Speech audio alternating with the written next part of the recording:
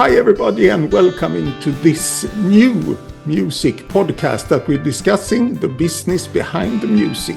And I'm so thrilled to have my first guest online today, and it's no other than the famous and fantastic Mr. Steve Kilbey, frontman of The Church. Hi Steve. Hello everybody. It occurred to me just before we went online, you and me here, that it's next year, it's like 45 years ago, you released your first album with The Church, of Skins and Hearts. That's correct. That's correct, yeah. What's your feelings about that? 45 years. I never thought, obviously, I didn't think about the future. I thought 1 year ahead. I thought, I thought maybe we would make a few albums and we would drift away. I never thought it would go on for this long. It's kind of crazy, really. I thought it was an ephemeral thing that would burn out, and eventually I'd probably have to get another proper job again or something. I don't know. Sometimes I thought along the way things changed so much. My career's gone up and down and up and down. At some points people were saying you can be as big as you too, and at other points people were saying you're completely washed up, you're completely finished, it's all over. And I just kept going. Not because I'm particularly clever or wonderful or anything. I just there was just nothing else to do but keep going. And then people would leave the band and I would just replace them. And I never felt like any of the ones that it was always my band from the beginning. No matter what people thought, it was my band, and I put those guys in the band, and when they left, I brought in other guys. So we've just made a new album last year in Austin, Texas. I don't even know how many albums we've made anymore. About well into the 30, like 30 odd albums, 31, 32. With The Church. So many albums. On my own I've made another 40. Yeah, exactly. Yeah. And all your collaborations as well. Yeah. No, there's a lot of records. Yeah. So I don't know. In answer to a short answer, I never thought it would go on this long. No. And do you have any special celebrations in the pipeline for this anniversary? No. No, I don't really like that album much. I know it was a popular album in Sweden. Yeah. I know it was a popular album in Australia, but I don't really like it much. I'm not that sort of. I'm not big on these anniversary things, unless. Yeah, I don't think it's all about that. I keep moving ahead, and there's a lot of people always trying to pull me back to the past. And sometimes if there's a lot of money in it, I will be pulled back to the past. Yeah. We're doing these shows in Australia, the single show, which is all of our singles, but the shows have sold really well. We've sold out a lot of shows here. But was it always the music for you, or how did the music came into your life? It always was music. I've always loved music. When the Beatles came along, even though I was like 9 or 10 when I first saw them, I was swept up in all of that. And then when I was 16, I got a bass guitar, and I just started getting in bands and forming bands and writing songs. And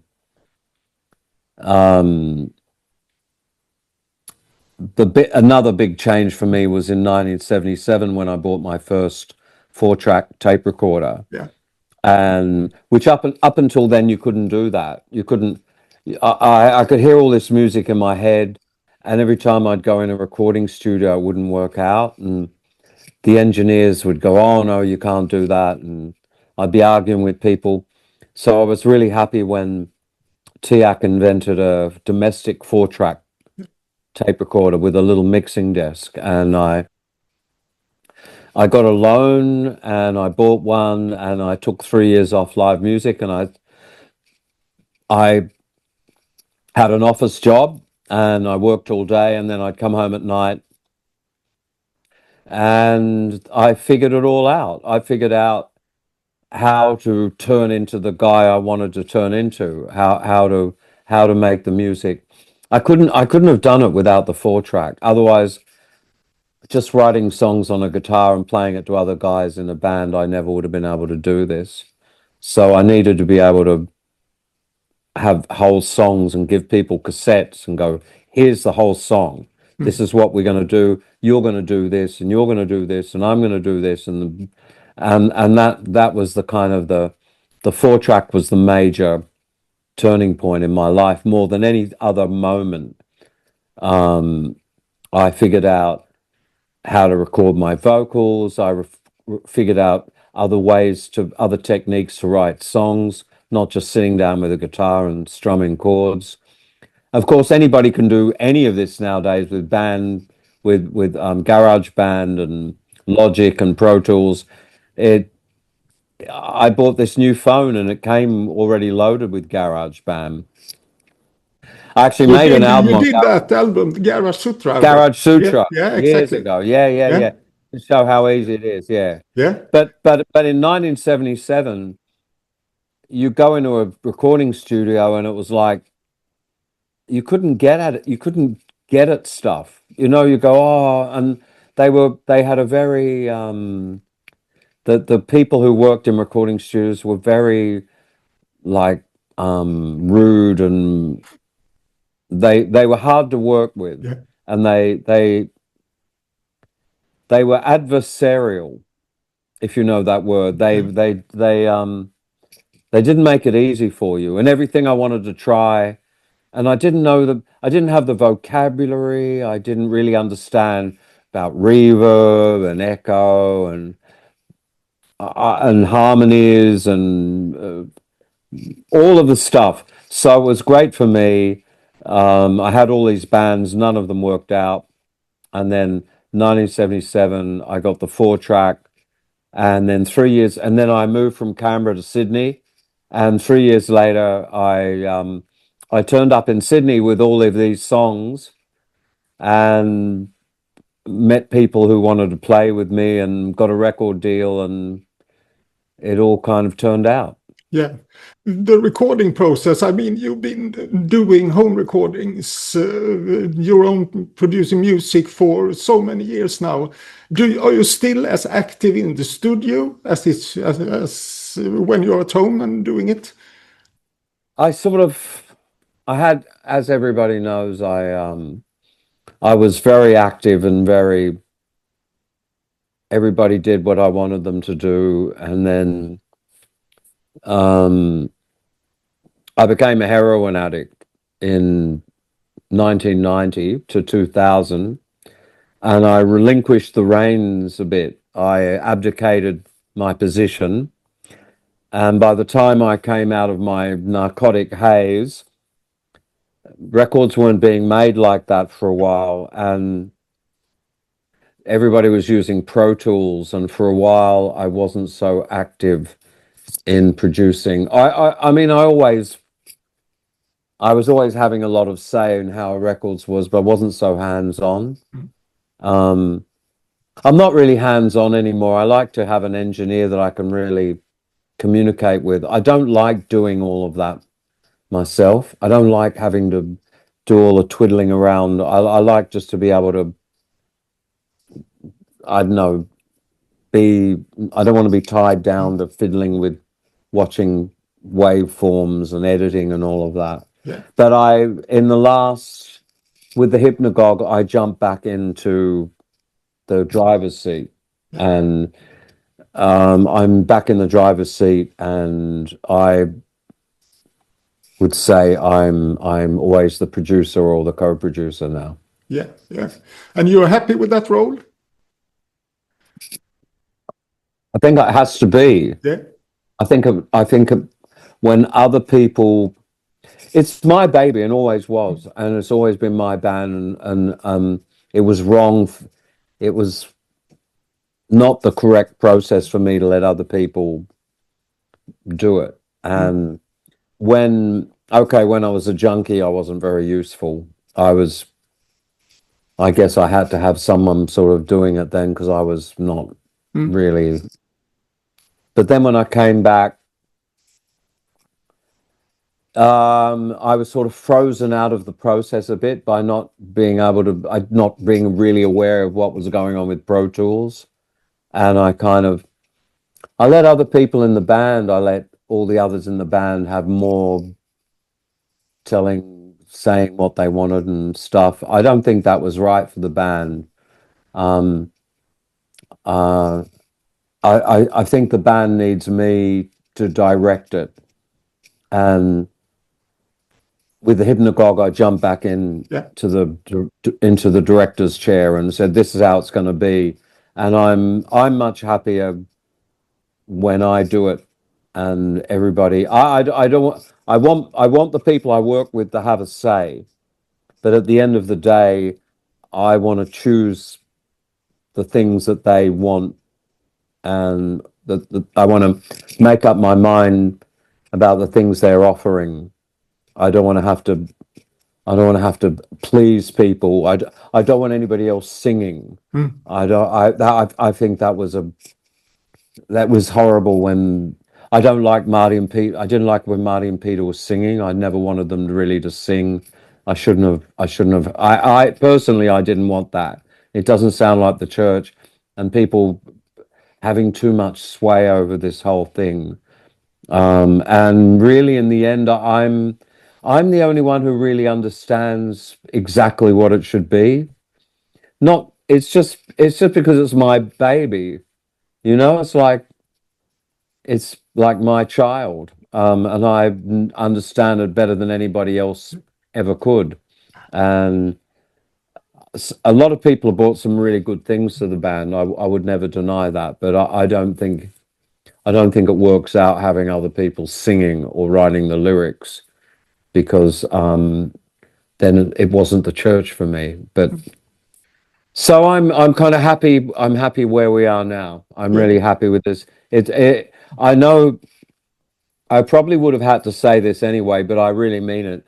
I like this version of the church better than any other version.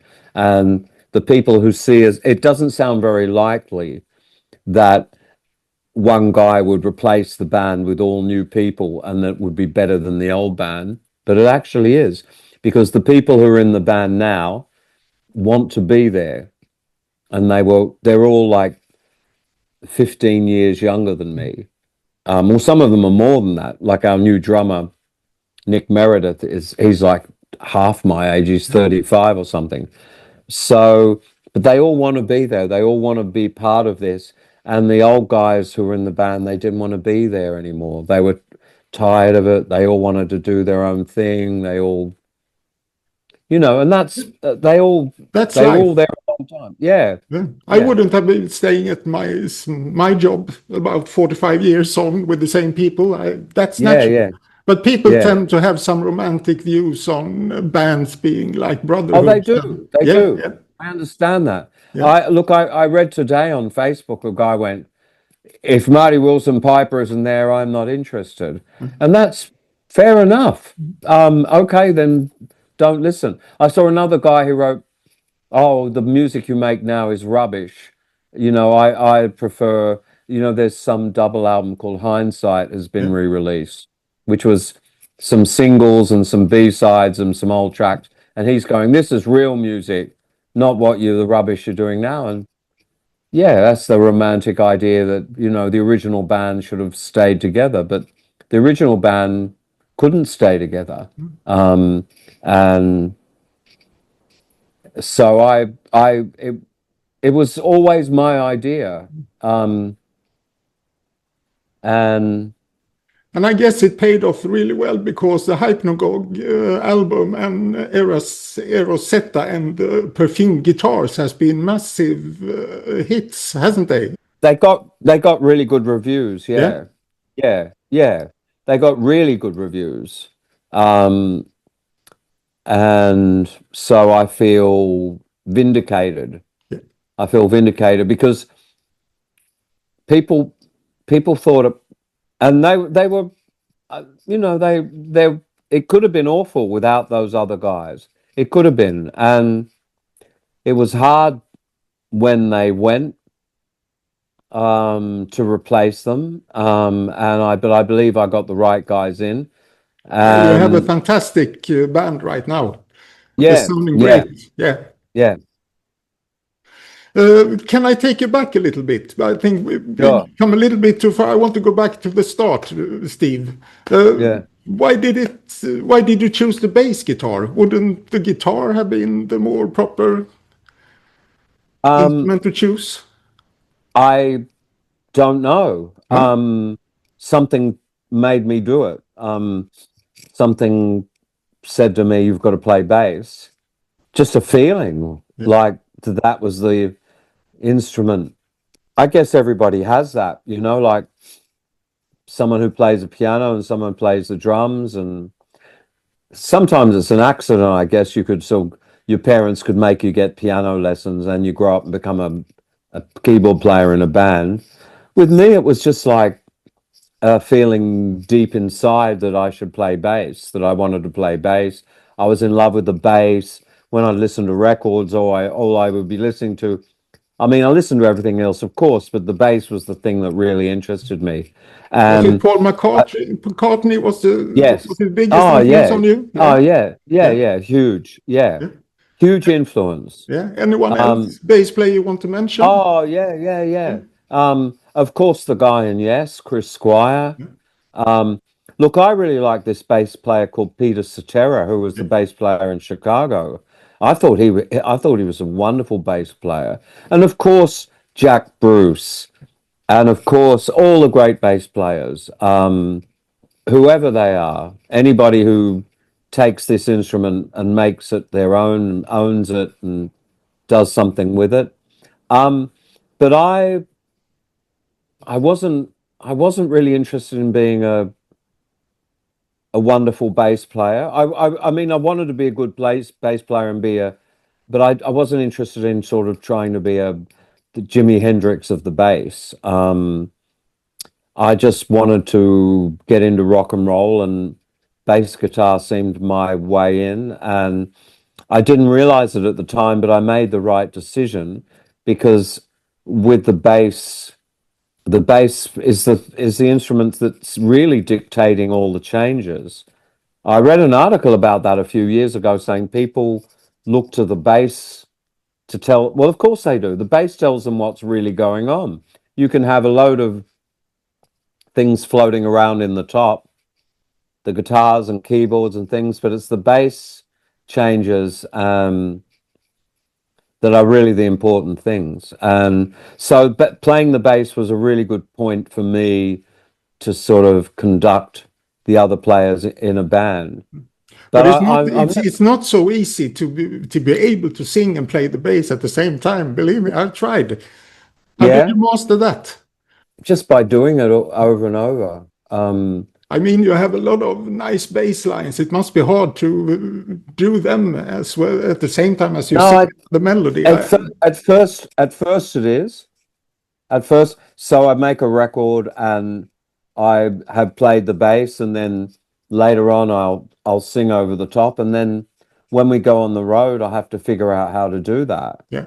And then I sort of punch it into myself. Like I'll stand there and keep doing it until it all sort of.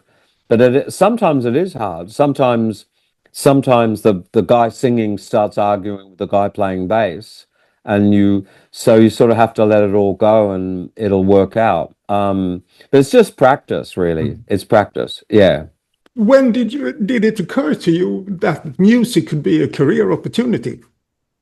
Right from the beginning. Right from the beginning, Oh, when I went and I saw a band when I was 11. My dad got me tickets to go and see the biggest band in Australia called the Easy Beats, and I went in there and saw that, and saw all the I saw the color of the drums, and I saw the girls screaming, and I heard the sound of the bass and the excitement, and I said to myself, I got to do this. And then all along I thought, this is what I've got to do. I felt like I always had this incredible confidence that I could do this, and I don't know why, because I didn't start off. I'm not, there are a bunch of kids at my age who all started playing guitar and drums and bass. A lot of them were much better than me and they seemed to have more musical talent, but none of them sort of had any vision of the way forward. And I started reading musical magazines, and I realized the power of music. I realized when I went to school, we had a record player in our common room where the kids you could go between classes and lunchtime and after school. And I realized I became the king of the common room with the records. That I became the guy telling everybody which records to listen to, and You must have I been just very had popular. no, I wasn't actually. I was really nasty. I was really nasty and dismissive towards people who played records that I didn't like, that I didn't approve of, and I just learned that there was a lot of the Emperor's New Clothes going on. I don't know. I immediately got an insight into how the way all rock and roll worked, and how critics could tell you that something good was bad and something was bad was good, and I could see what impressed people, and then I would buy records, and I would love them, and I'd take them home and listen to them and try and figure out what I loved about it, and the records that I hated, I would figure out why I hated them as well. I just gave this thing 100%, like I just thought about music. I listened to music. I went to music shops and hung around in instrument shops and hung around in record shops.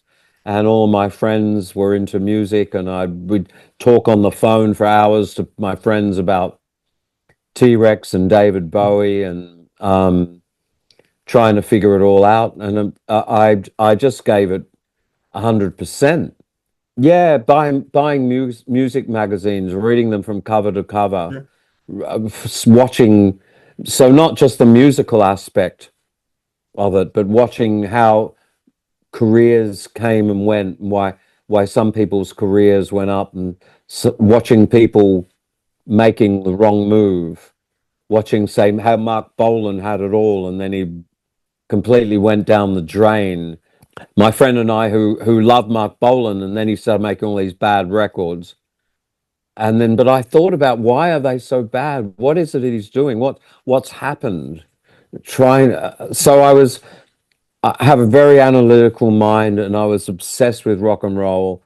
So my mind was like a computer, taking in reviews and listening to records and going in record shops and looking at covers, and hanging around with people and playing and listening, and just giving it my all, like for 24 hours a day, listening and reading and arguing about it. I'm a very, very opinionated person about music. Not so much about other things, but when it comes to music, incredibly opinionated. And I have an incredible capacity to love the things I love, and I have an incredible capacity to hate the things I hate. So if I was to get in your car and you were to play AC/DC, it would be like kryptonite to Superman. It would, like, no, no, no, like I can't stand it. like taking a cordon bleu chef to a fish and chip restaurant. He'd be going, "Oh no, where's that?" Ordinary people like, "Oh, it's just fish and chips. Just get over it." So I don't know. I took it so seriously, and my friendships were made. If I met a kid at school who said I love King Crimson, he was my best friend. It didn't matter anything else about him. You know what I mean? Music Understand. and knowledge about music and talking about music and just became everything to me. And in Australia, when I was growing up, it was hard to come across new music. And there were special shows that were on, like, there was a show that was on Monday nights at like 9 o'clock. There's this guy called Chris Winter, and he would play 2 hours of music, the new music coming out of England, and he had a whispery voice. He'd go, "Here's a new track by a crap band called Hawkwind." And you go, "Whoa, fucking space rock." You know what I mean? And then I don't know, just it's so I was doing an interview the other day, and I said, like, in my head is 95% of my head is music. The other 5% deals with everything else, like all the other things you have to deal with in life, like getting from A to B and raising my children and all of the other things you have to do. But 95% of everything I know about is music and the people I love and reading books about it and fiddling around with musical instruments and stuff. So I've given my whole life to this, but it was always my vocation. And my dad was a piano player. He encouraged me, Was he and we was used to he a talk. performer? Yeah, he wasn't he not a big performer. He played piano at home. He was one of those ones that grew up in England where one of the kids in the family had to learn to play the piano so they could entertain everyone, because there was no radio or music or TV. So my dad could play the piano, and he helped me. He bought me that first bass guitar, and then he bought me an amplifier, and then after that I would get a loans to buy more equipment, and my dad would go guarantor on the loans. And when he would go back to England, I'd give him a list of records to buy, and he'd walk around record shops and buy me, a record that I couldn't find in Australia. He was in a shop in fucking London buying me Faust. You know what I mean? Like, so I was very lucky. I just, I would say, right from the word go, I had a special relationship with music. Um, I would listen to records, and they had the beautiful songs, lovely singing, words. So I was an all-rounder. I wasn't just interested in music. I was interested in the words. I was interested in lyrics.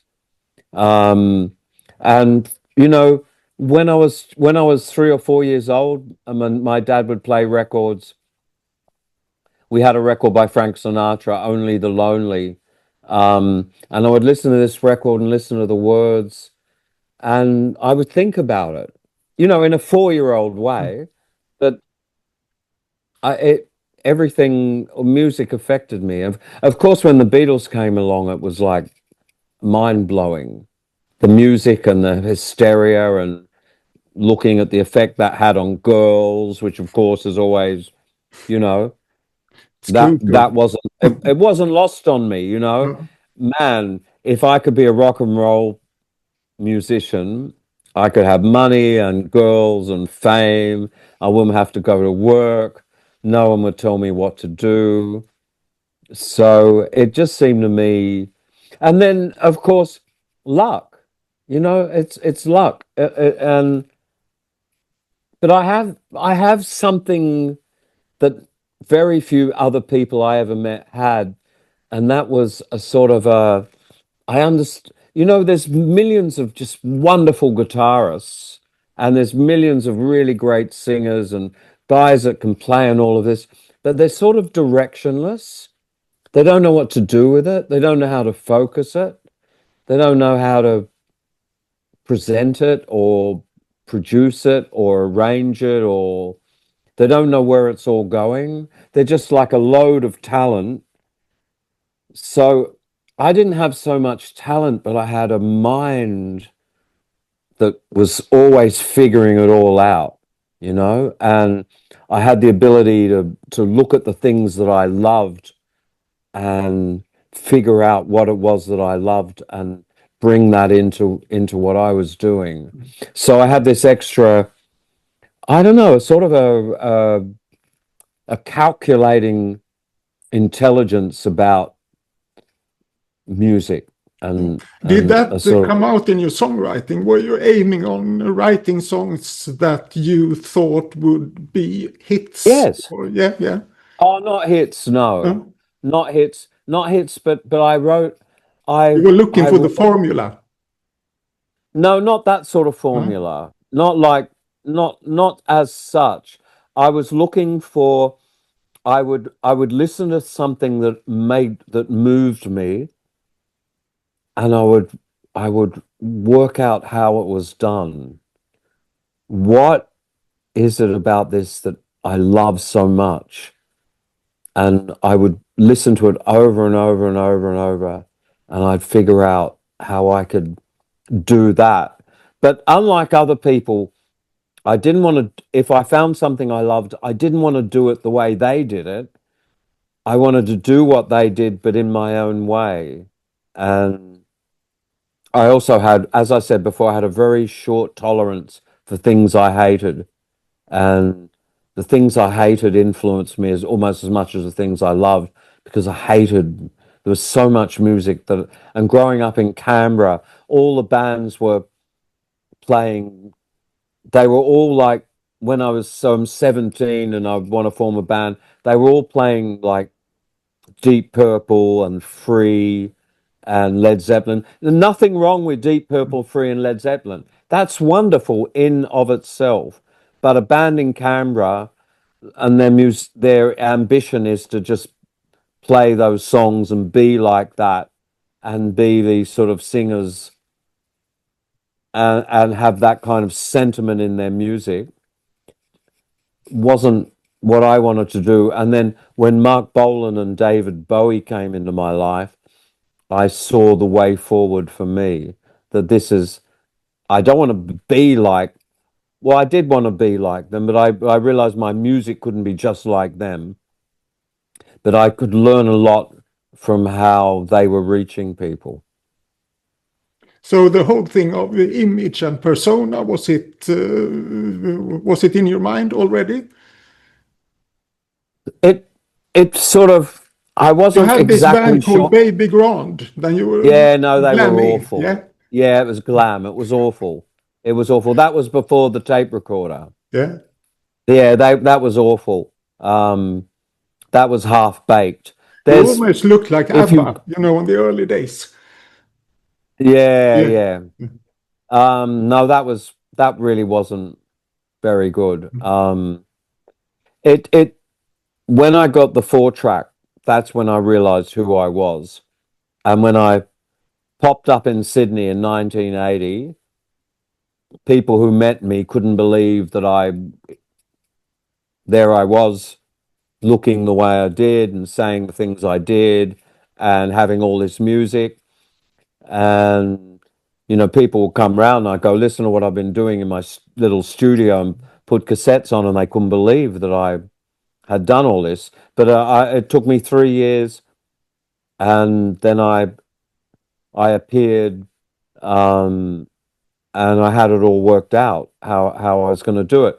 And then by the time the Blurred Crusade, I would say by the Blurred Crusade, not the first album, but the Blurred Crusade, the band really turned into the church. I think I wish it had started there and not the first album. There was too much.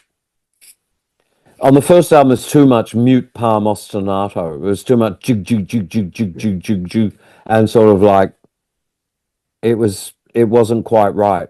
On the But it second was album, good. It was a good album anyway. well, I'm I glad. Look, think. Yeah. I'm glad you like it. I'm glad Yeah. you like it. I'm glad people like it. Mm. I don't deny them that, but it wasn't exactly how I wanted it to be. I think on the Blurred Crusade, the form it was ready, and we kind of turned into the church, and everybody figured out how they worked. Also, there was a real idiot playing drums, who was ruining things for me. Yeah. So Yeah. he needed to go. And when Richard Ploug joined, he had the right attitude. And then by that stage, Marty figured out what he was doing. Peter Koppes was always a great Yeah. guitarist. I met Peter Koppes, when I was 19, he was 18. He could already play guitar beautifully. He already knew. But once again, I mean, he'd be really angry at us, but directionless. Like he could play guitar like as Chuck Berry, he could play guitar like ringing a bell, but he didn't know what to do with it. He didn't have the songs to do it. And that's where I come in. I would provide the context Yeah. for these great players to play in a great way. Look, I think the thing that made me different from everybody else was that I was across all of the aspects of the music business. I I I knew how I wanted it all to go together, and when we got in the studio, I knew what I was doing because I spent so long with the 4-track. I immediately I knew how I wanted my voice to sound. I wasn't like, oh, I don't know. I knew. Oh no, this has to be double tracked. This has to have an octave. This one has to have reverb, and this one has to have a delay. And everything's.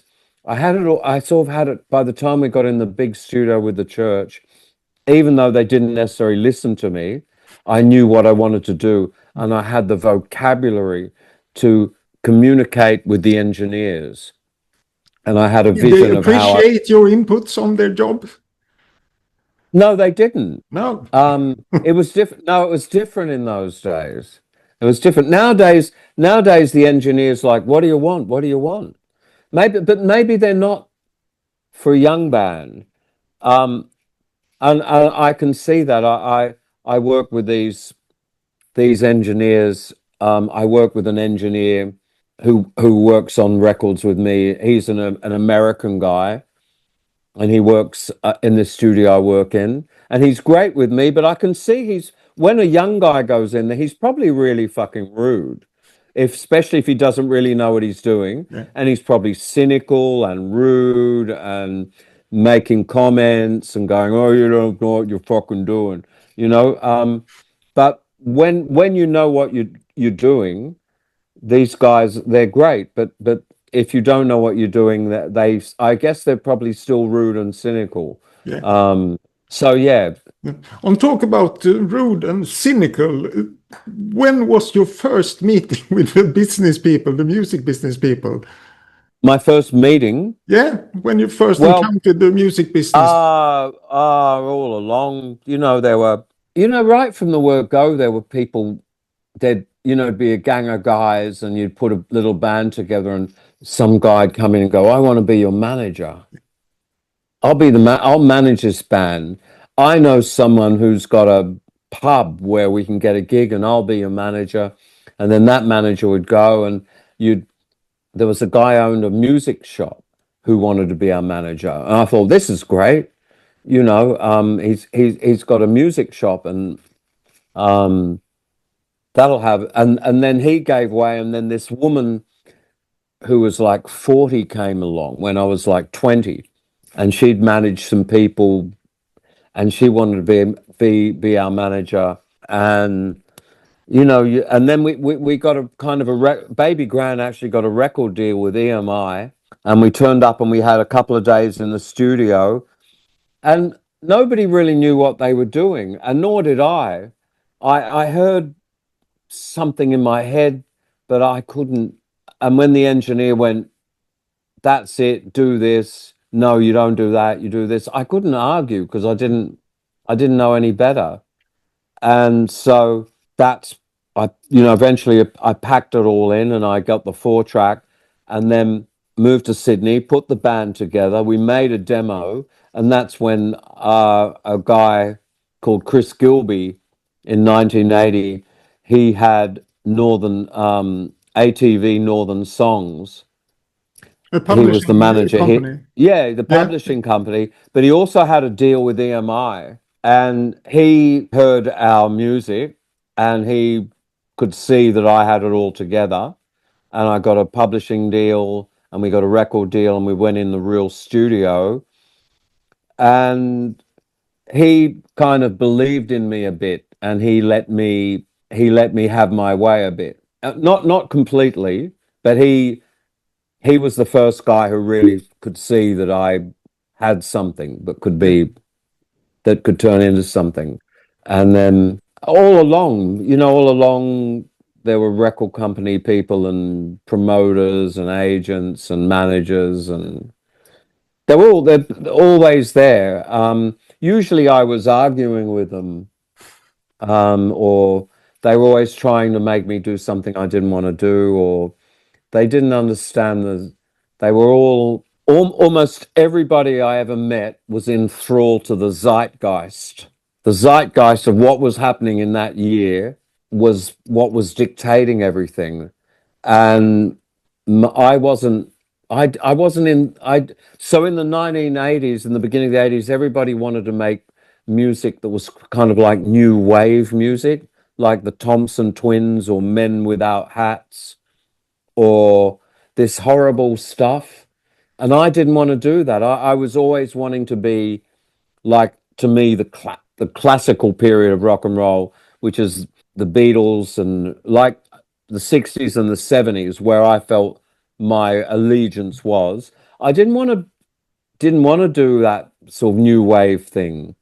So I immediately started. I was always fighting with all the guys in the record companies and guys making videos trying to make us look like Queen or something. It was very hard.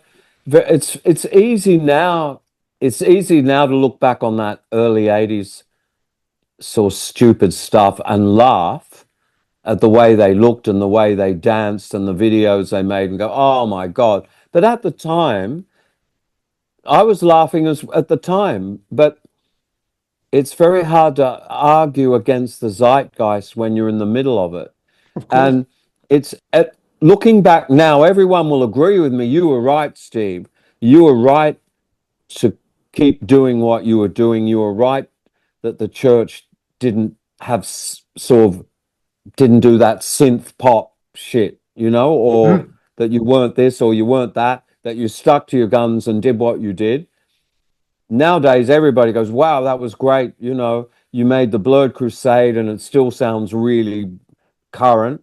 But it was a lot of fighting involved with that. Like even the guys in the band, they weren't necessarily so sure either. And people were trying to, you've got to get an image, like you can't look like that. You all look scruffy, like You look scruffy. American kids won't like you looking like that. You're scruffy and you don't smile, and you're singing about depressing stuff, or why can't you be like I don't know,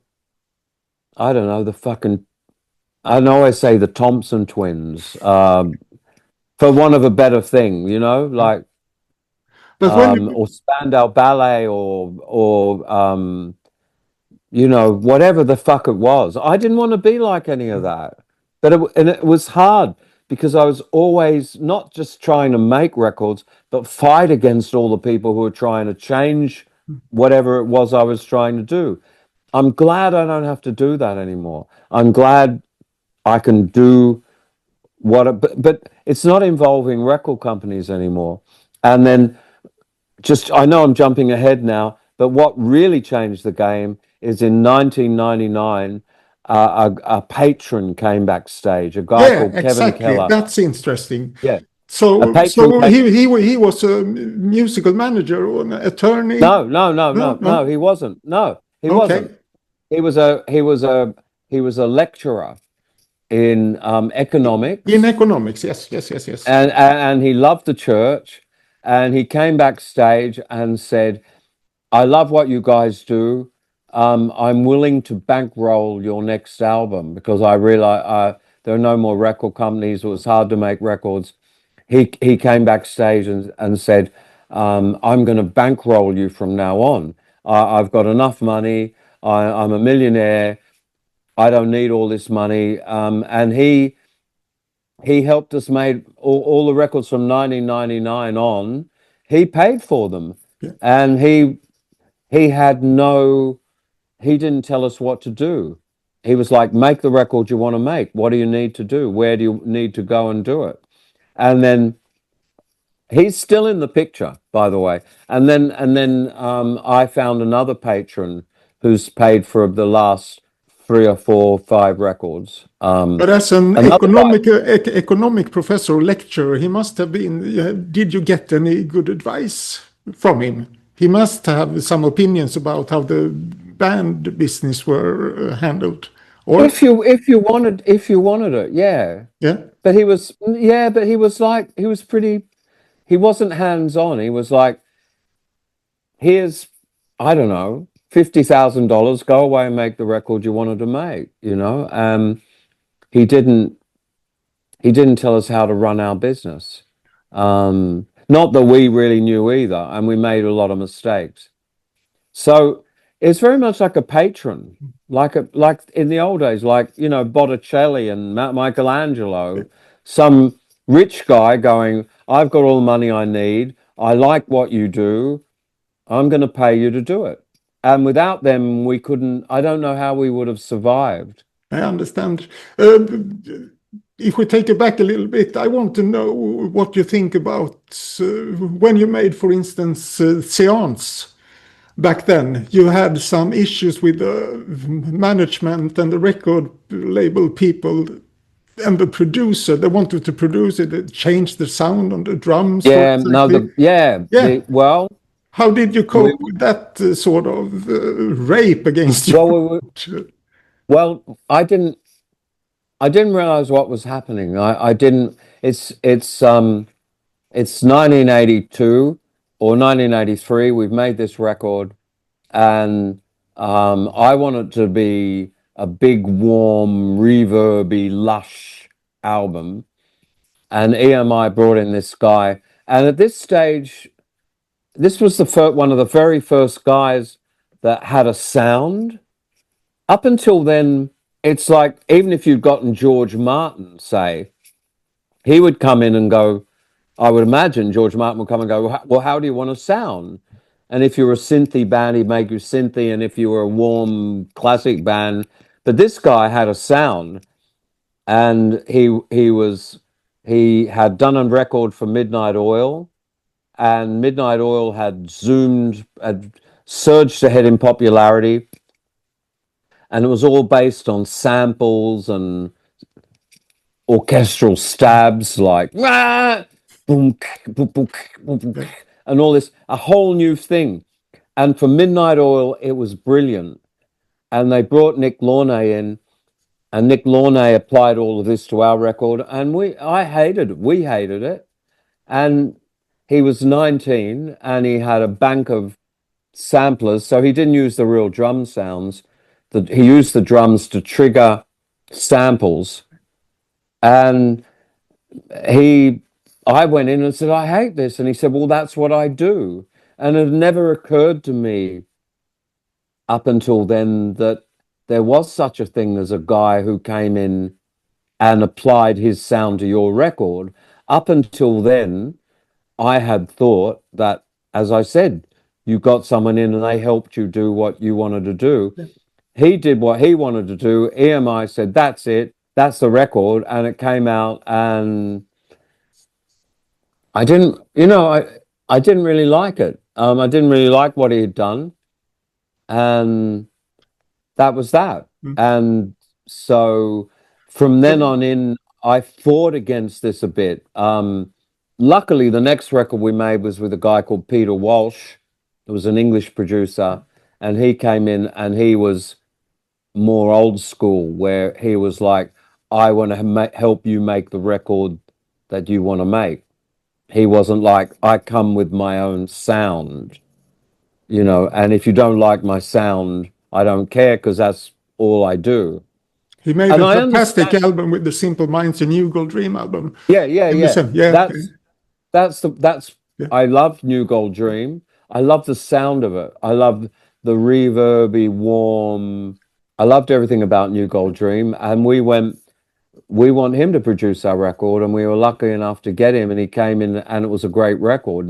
And then we were allowed to go back to being a classic rock band, you know, with the drums were real and warm, and the guitars could jingle, and the bass could be warm. It wasn't all, you know. But look, I got to say, I don't resent Nick Launay for what he did, and we are now friends, and we've made up many, many times over the years, and we catch up and we laugh about it. But you know, I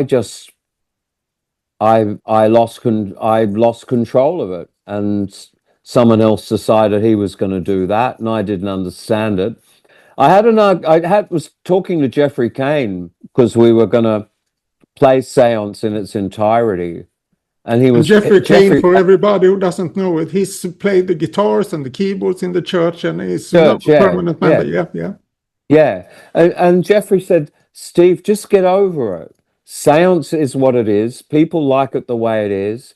Just relax and let it be. And I listened to that, and I've relaxed, and I've let it be, and it's a weird sounding record, and there's parts of it I don't like. There's some bits where Nick did do a good job, you know. Some of it I do. Some of the things, like I don't have any problem with what he did with the vocals and stuff.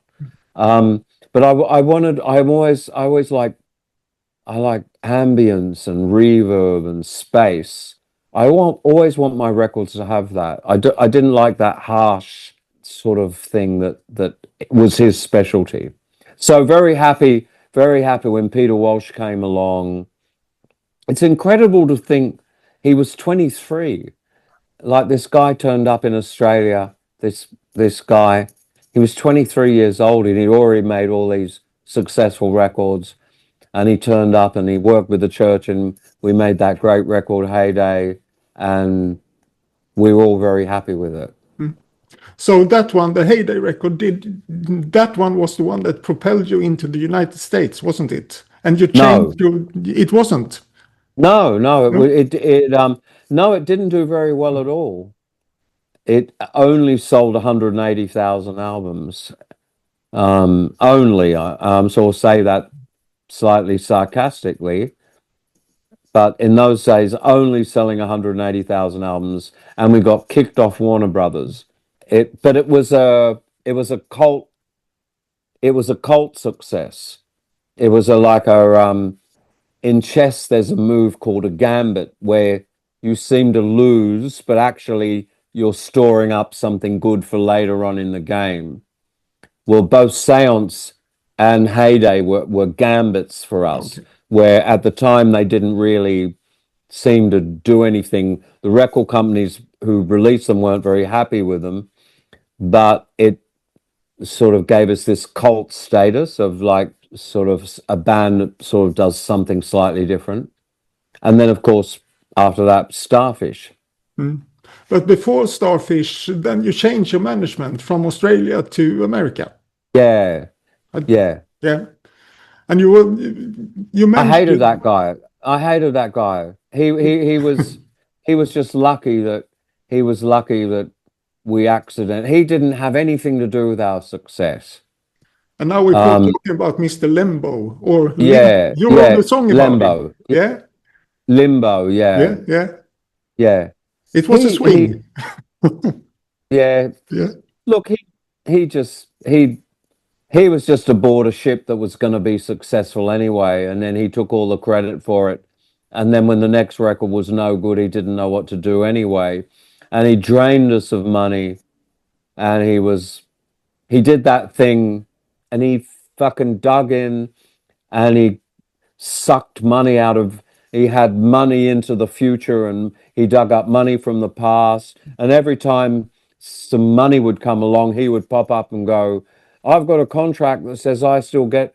And this idiot hung around for years sucking money of us. But couldn't you You know, see that because you were interested in the business side of it all, weren't you? Anyway. Yeah, no, but I wasn't interested in the business. I wasn't interested in the business side. No, there's a difference. I wasn't interested in planning tours and percentages and money and advertising, and I wasn't interested in that, and I didn't understand that. And I always hoped for a good person who would take care of me, but I could never meet one.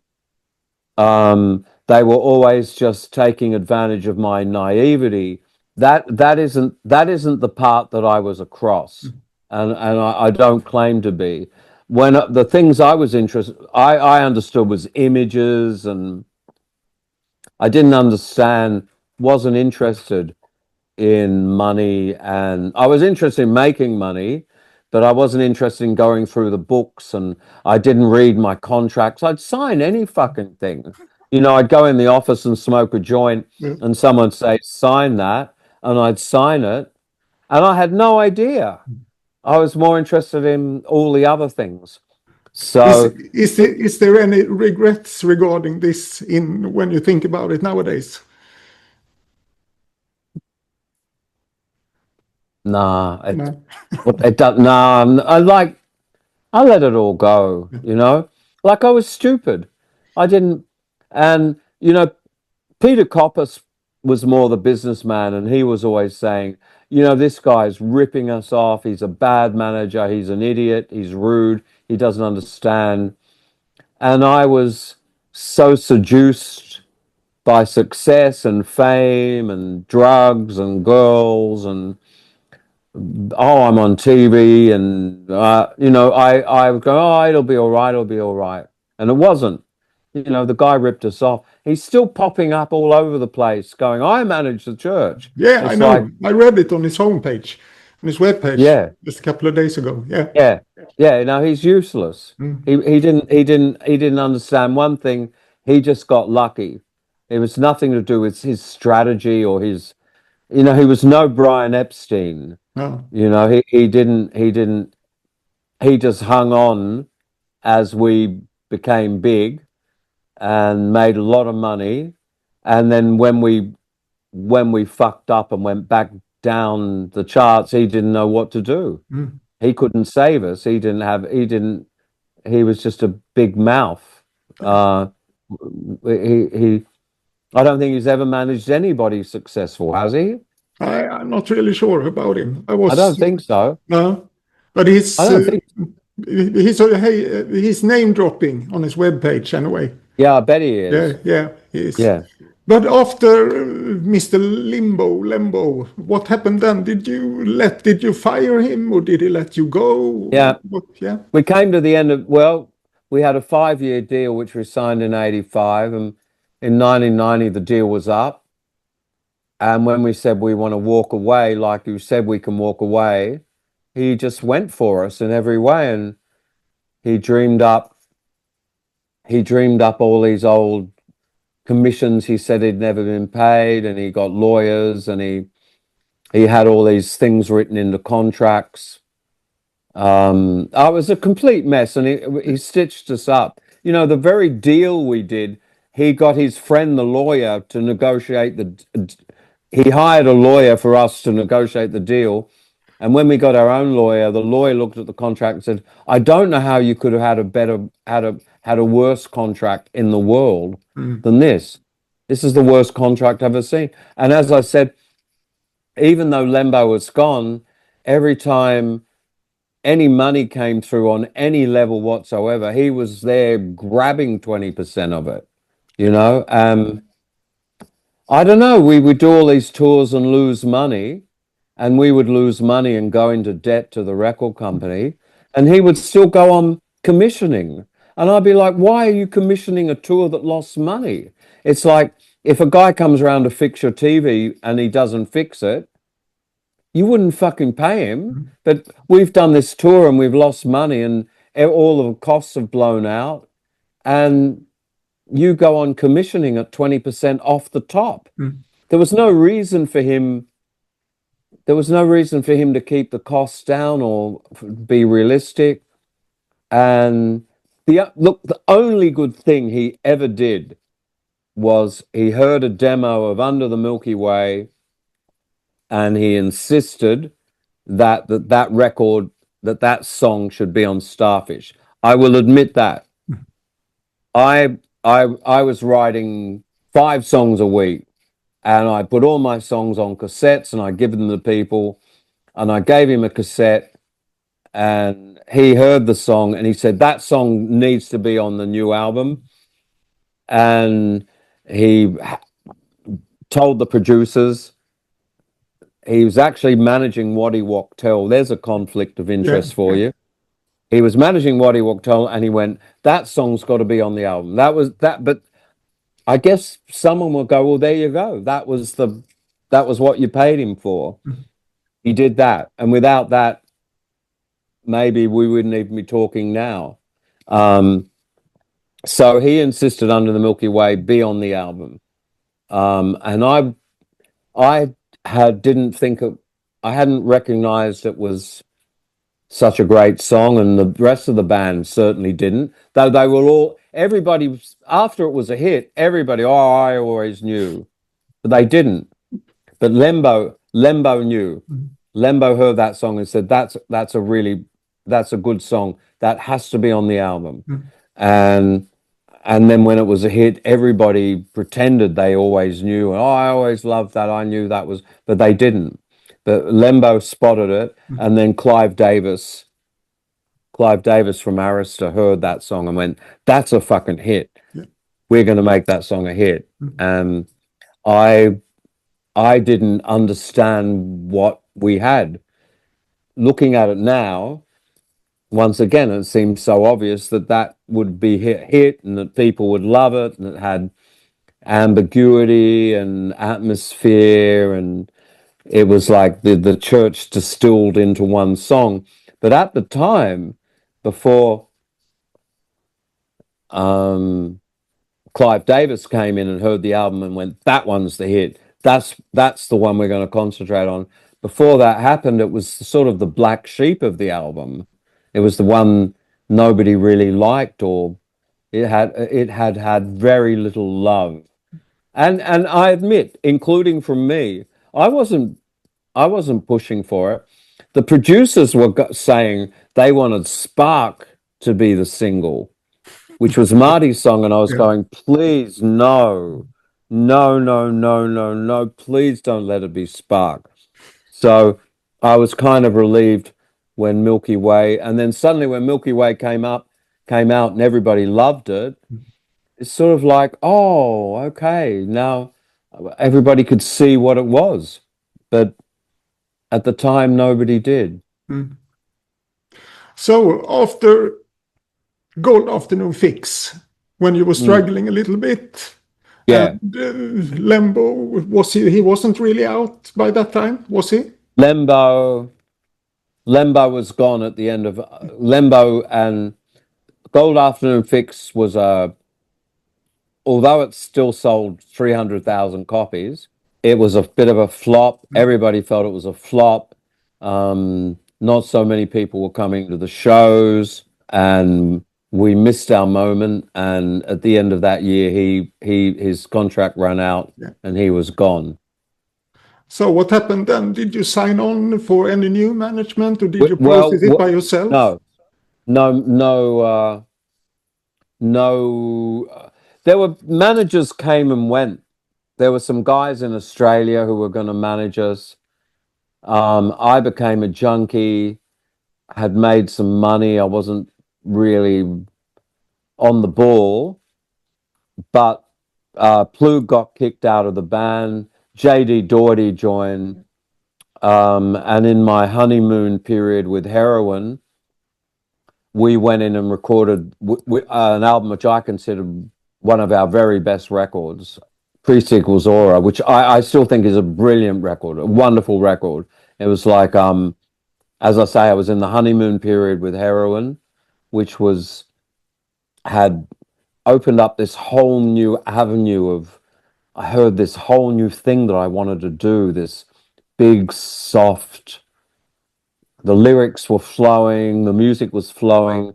The other two guys in the band, Marty and Peter, had made a bit of money, and they were, I don't know, they backed off a bit, and everybody, I don't know, we all got on really well. JD Doherty was a great influence.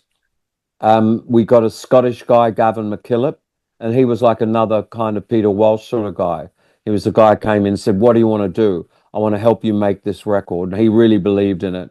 It was a great, writing songs was so easy.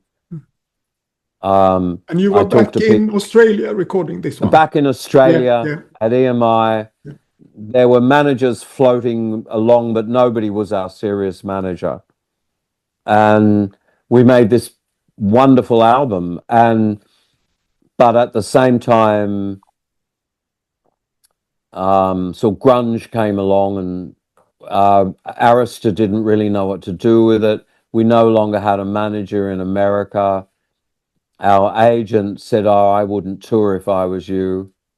And so we didn't. And the album, nobody really understood it. It even got some bad reviews, believe it or not. And now we started this. Would you consider this the dark years of your career? The wilderness, The wilderness years. years. Yeah. The wilderness years, definitely. Yeah. The wilderness years. You moved up to Stockholm? I know. No, that took a while. Yeah.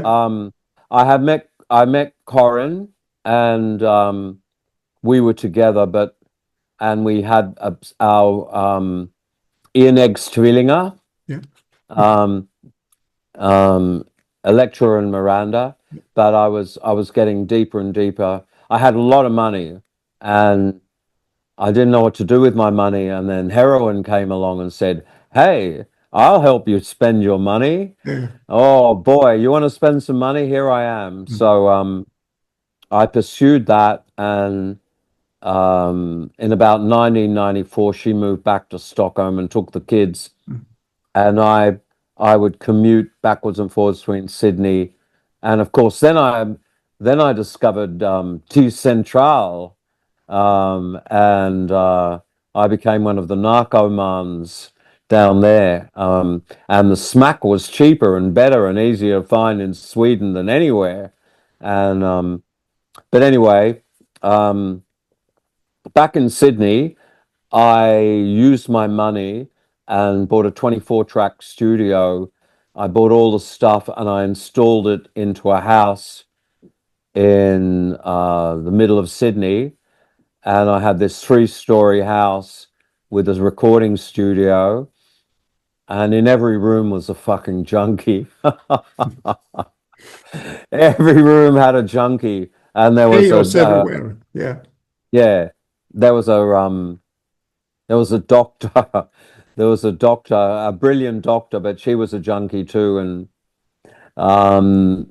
it was we had this studio where Marty and I, Peter Coppice left, and JD left, and it was just me and Marty. And then we made Sometime Anywhere, which nobody liked. I did. Oh, good. Well, that's good. That's good. I think it's a great album. Good stuff.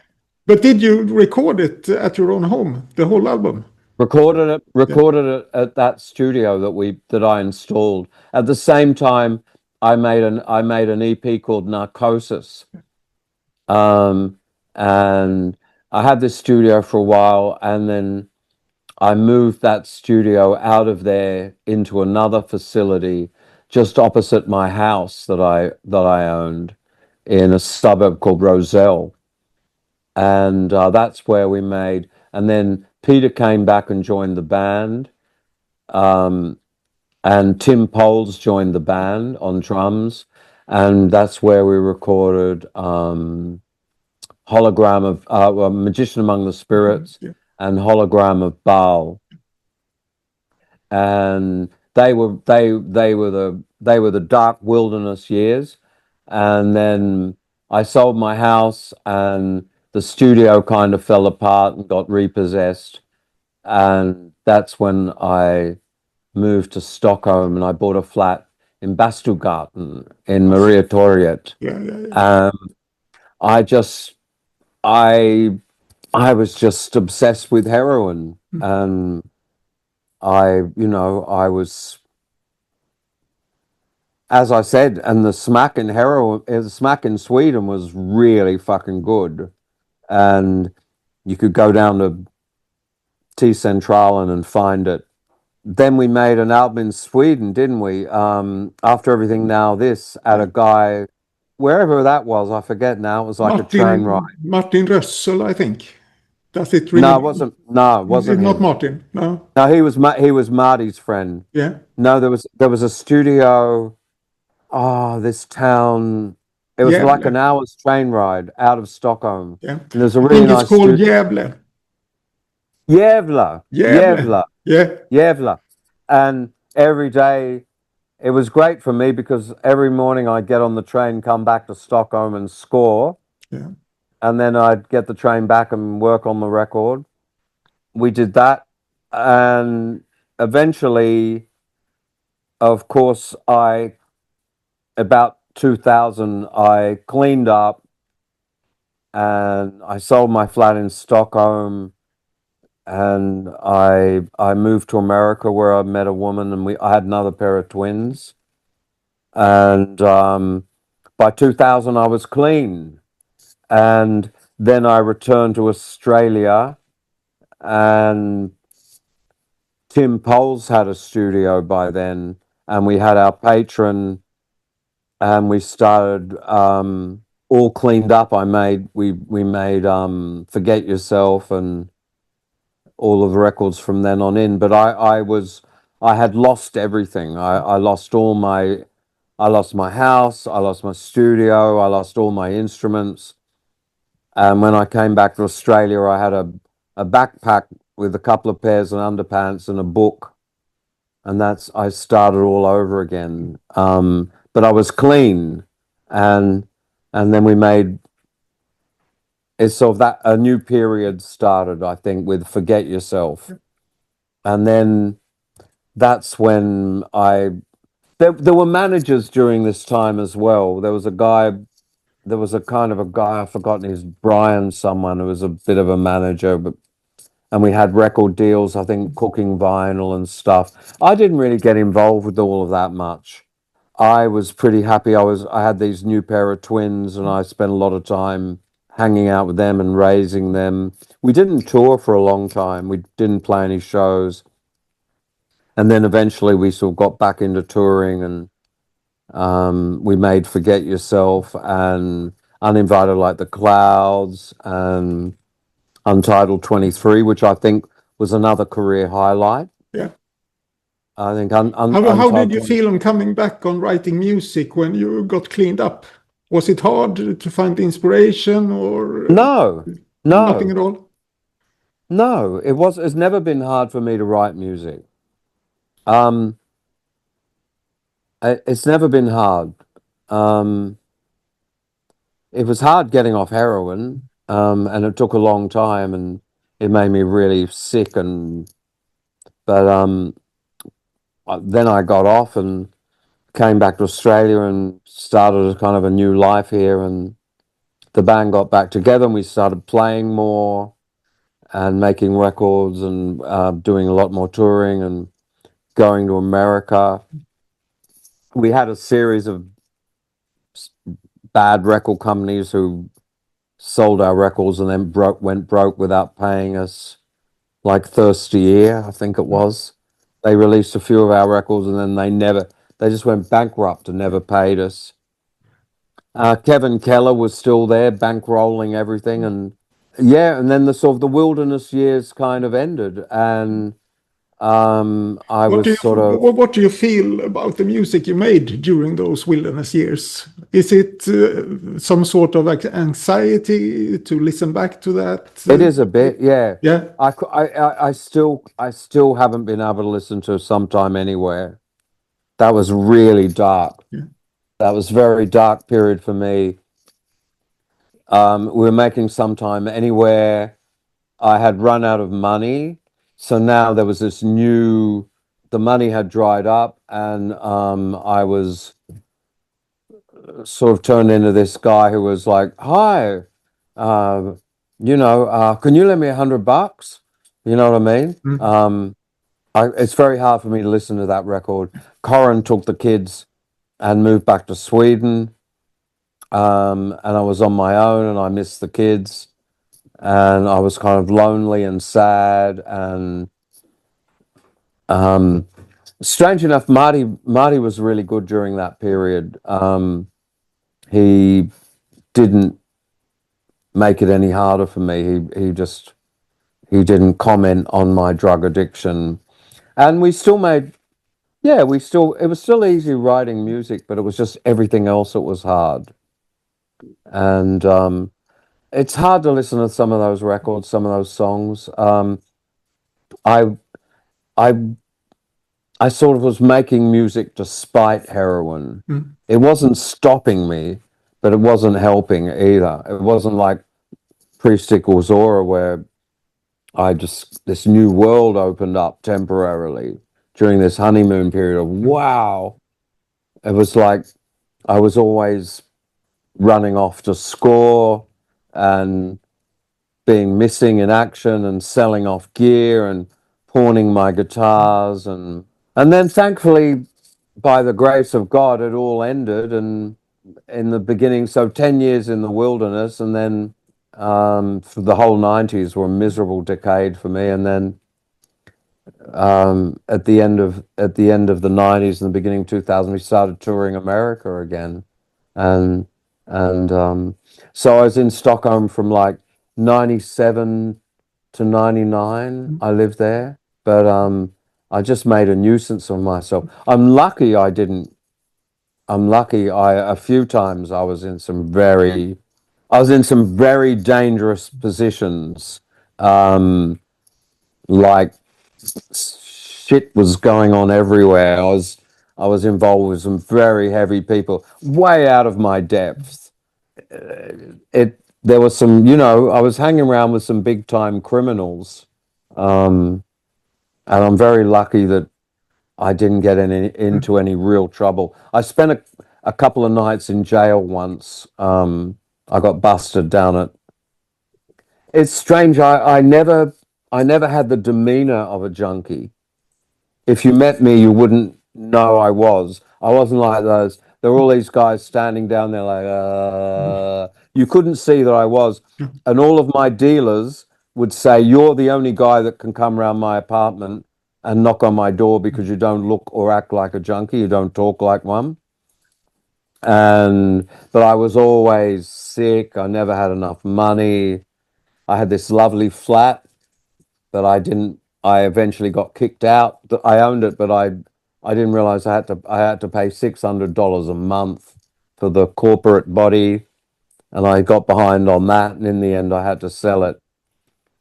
And so yeah, but in the beginning of 2000, 2001, moved back to Australia, and sort of a new era began of healthiness, swimming, doing yoga, meditating, still smoking a lot of weed, but the sort of the wilderness years were over, and it was sort of like our what would you call it, the sort of age of reason Age of began. yeah, yeah, The age of reason, the Enlightenment.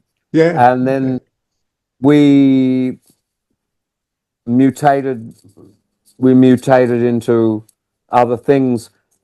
At this point, Tim Powell's had a big influence on the band because it was his studio, and he was the guy who understood Pro Tools, and some good things came with that, and some bad things came with that. I don't agree with everything that happened in those days, but there was a power vacuum in the band where I was no longer the leader. You can't come back from something like that and go, right, here I'm back, now I'm the leader again. And everybody else, it became more of there was more equality, I think, where I was the sort of bass player and singer, but I wasn't calling all the shots anymore. And then everybody had a go at managing the band. Tim had a go at managing the band, and then Marty had a go at managing the band for a long time. It was Marty and his then girlfriend were managing us up until about 2011, and then I didn't want him to manage the band anymore. That wasn't working out for me, and he was really angry when I asked him. I said, "Can you just go back to being a guitarist? Don't be our manager anymore." And then he left, and then Ian Hogue joined, who was a guy I've met who was in one of Australia's biggest ever bands called Powderfinger, and we got a manager then for the first time, a kind of a serious manager, a guy called Rick, but he couldn't. I don't know. He couldn't really do anything with us either. And so after a while, that fell apart, and we were sort of unmanageable. People would sort of jump in and try for a while. They would think that there was this potential that no one had tapped, and then they would find people would realize we weren't as big as managers would think, oh, this is going to make a lot of money, and they would realize it wasn't as good as it seemed. They thought we were generating a lot of money, but we never really were, and there really was never enough money for managers. We do have a management company now in America again that we signed to about 3 years ago. So is the America, is that the biggest market for you? Are you the most at your popular height there, or is it Australia, or how do you? I'd say they're equal. Yeah. I'd say probably Australia has become bigger than America now. Like the church still can sell out at 2,000 seat. We've just sold out 2 nights at a 2,000 seat theatre in Sydney, and we put a third one on sale. So you could think the church is good for 6,000 people in Sydney now. We certainly, and we sold out Melbourne, another 2,000. So we've done another 2,000 there, and we sold out one in Brisbane. So, but it is the single show. It's sort of nostalgia. Yeah. It's all the hits in one package. I don't know if it's going to go on being like that, but we're definitely bigger in Australia than we are anywhere else, as far as how many people we can get in a theater. Yeah. In America, we're sort of like, in some cities, we probably get 1,500 people. In other cities, we might only get 300. But in Australia, it looks like this whole tour at the end of the year, everywhere we're playing, it's not just the big cities, we're doing some regional gigs. Yeah. It looks like we're going to sell out. There's a good chance we're going to sell out the whole tour. Yeah. But as I said, this is very much contingent upon, it's a singles tour. People want to hear the singles, and we're giving it to them, so they're getting what they want. I don't know if it's going to keep on being like this. Also, it took a long time for people in Australia to get used to these new guys being in the band, and there was a lot of doubt whether they were going to be able to deliver. But this band really delivers every night. The old band with Marty and Peter, as wonderful players as they were, could fall apart. There could be arguments, there could be anger and jealousy and trouble. That doesn't happen in this new band. It's people work very hard, and there's a new era of professionality, and we all like each other. There's no subtext. If someone in the band comes up and says, Steve, I think your bass is out of tune, I know they're saying your bass is out of tune. In the old band, if they came up and said your bass is out of tune, it would mean you're a fucking idiot and I hate you. You know what I mean? There was all this subtext all the time. Yeah. That's all gone. Plus, Tim Pulse has now moved off the drum kit and he's doing percussion and backing vocals and effects and stuff. And we've got a really young drummer, well, really young, 35, called Nick Meredith, who's a powerhouse drummer, who just is an incredible drummer. He's brought a new lease of life. Jeffrey Kane has brought a wealth of experience and professionality. Ian Hogue is a real powerhouse guitarist, and Ash Naylor is a wonderful virtuoso guitarist. And it looks fantastic. The clips I've seen on YouTube, it's fantastic. Yeah, really great. They're all team players. Yeah. It seems like you're in a very nice place at the moment. Do you feel like that? I am. I like them. They like me, and they all like each other. And there's no all the anger and bitchiness and envy and all of that whispering and funny stuff has all disappeared. And I was as bad as everybody else. I'm not saying it all came from the other guys. We'd all been together a long time. There was a lot of water under the bridge. Right now, at the moment, you have done a lot of other projects together with other musicians. You have Garrett Koch, you have Kilbey Kennedy, Martin Kennedy, fantastic. And you have a group called Speed of the Stars. Yeah, exactly. And you're about to release an album now in the fall. Speed of the Stars, Yeah, and it seems to me when I read your posts and everything, that's one of the greatest things you've been accomplishing musically. Is that how you feel about that? I think that about it. I say that about everything I do. Look, I feel like, how do I say this without just saying? I feel like I'm a master. I feel like I have mastered rock and roll. I feel like I don't make bad. No way I would be involved with a bad record. And I choose to play with brilliant players. And I know what I'm doing, and I think all the records I make are very good. I wouldn't bother making them if they weren't. But you've been extremely productive.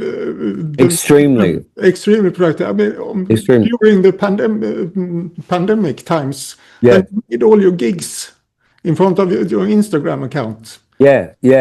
And you've been very busy and very good at building your fan base community. Yeah.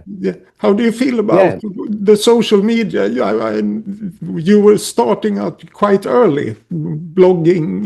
It must have been around 2000, 2005 or something like that. Yeah. No, in 2010, my current patron, Kip, who's paid for the last 5 albums, he said, you've got to get on Facebook and you've got to my brother Russell said, you've got to write a blog. So I started writing blogs. I was posting on Facebook. I got involved with all of that. Very luckily, right at the beginning of COVID, almost on the first day, I didn't realize there was a live thing you could do on Instagram. I was driving along in a car with a singer, Kate Sobrano in Australia, I made a record with, and she said, "Hey, Steve, say hello. You're live on Instagram." And I was like, "What? You can be live on Instagram?" She said, "Yeah, and then I went home that night and I turned on my Instagram and picked up a guitar, and I didn't know what was going on. And I must have been one of the only luckily, not because I'm a brilliant strategist or anything, I started doing these shows every week, and then I wrote I said, next week I'll write a whole album for you and I'll play it too. And I did 11 women. And then I got very productive during COVID. Yeah. And had a bit of a community going. And people were very generous too with their contributions. And I survived off that for a whole 2 years, playing every Monday night and people sending me money. They didn't have to. I wasn't charging anything. It was all voluntary. And some people, were giving me like big amounts. Like, they give me $200 for, and if that all adds up, I started doing really well. Of course, that wore off after a while. If I jumped on Instagram tonight, it probably wouldn't be like that because life has sort of... Do you feel that it seems that helped you locally It or helped, in Australia? yes, and it put me, yeah. It did, and it put me back in touch with an acoustic guitar as well. I have some beautiful acoustic guitars, but I don't play them very much. I only play them in the studio when I need to. And then suddenly COVID, I was walking around with my 12-string guitar playing a lot and started writing songs again the old way, the way I started out long, long ago, like sitting down, playing a lot, playing in front of people. And now I go around Australia when the church aren't playing. I go around Australia. I've got my own show, which is just me and the guitar. And I tell stories and I tell jokes. And I sort of have a real routine, talking about the old days, playing my own versions of all the hits. And that's provided a new income stream and also given me a new focus on not being a guy standing there playing bass with a great big light show and a great big wall of sound, but just being in a 200-seater club with my guitar and on my own. That's given me a whole new perspective on everything as well. So the way I do things has really broadened. And I enjoy working with really good musicians that come to me, and there's a lot of people can play instruments. Not many people can write lyrics and sing, strangely enough. There's a lot of guys out there like Martin Kennedy. He can write music till the cows come home, but for some reason he doesn't sing. He doesn't want to sing. He doesn't want to be the lyricist. He doesn't want to do that. And it just fits in perfect. Yeah, I can relate to that. Yeah. Yeah, it fits in perfectly. So I go to his place once a year. I go down to his studio and he goes, "Hey, Steve, I've written 12 new pieces of music and I write the lyrics and sing, and then we have this beautiful thing going." I rarely get involved in the music. He rarely gets involved in the lyrics and the singing. He records me and we just have a little industry going like that. So I enjoy all these different ways of doing things. I enjoy doing everything myself, but I also enjoy handing things over to other people and just doing part of it. Has it been a boost, inspiration for the forthcoming church records to do music with other people, you think? Do you get influences from Martin Kennedy or Gareth Koch or anybody? Does it affect your music? Every time I do something and I pull it off, I get more confidence. I don't bring the musical ideas from those other things or the lyrical ideas. They're all very separate to me. But when I go in a studio and I don't have anything and I sit down with someone and make a record and I come out and I'm happy with a record, I pick up even more confidence that the next thing. So when we turned up in Texas last year and the producer went, "Where's the music?"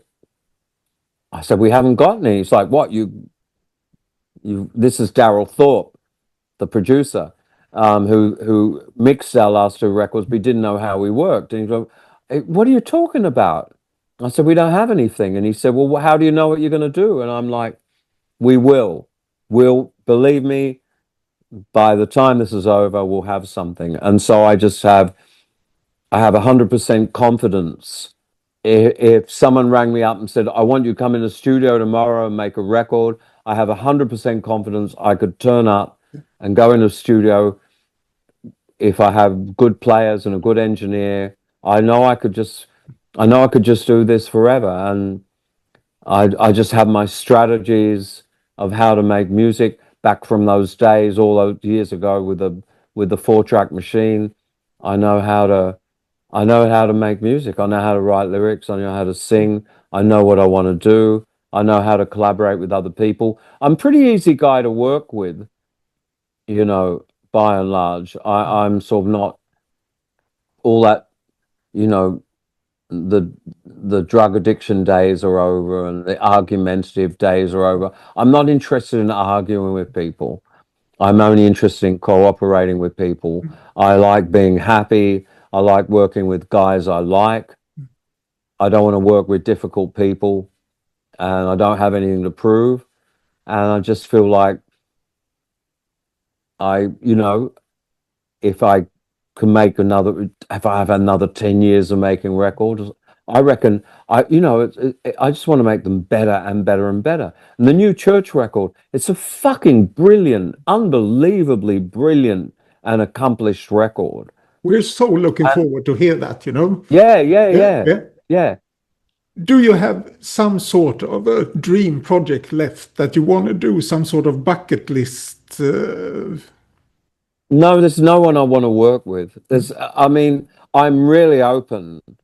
I'm open if some guy was to say to me, I really want to work with you, I listen to it, I'm open to it. But I'm not sitting here going, oh, I wish I could work with this person. I wish I could do that.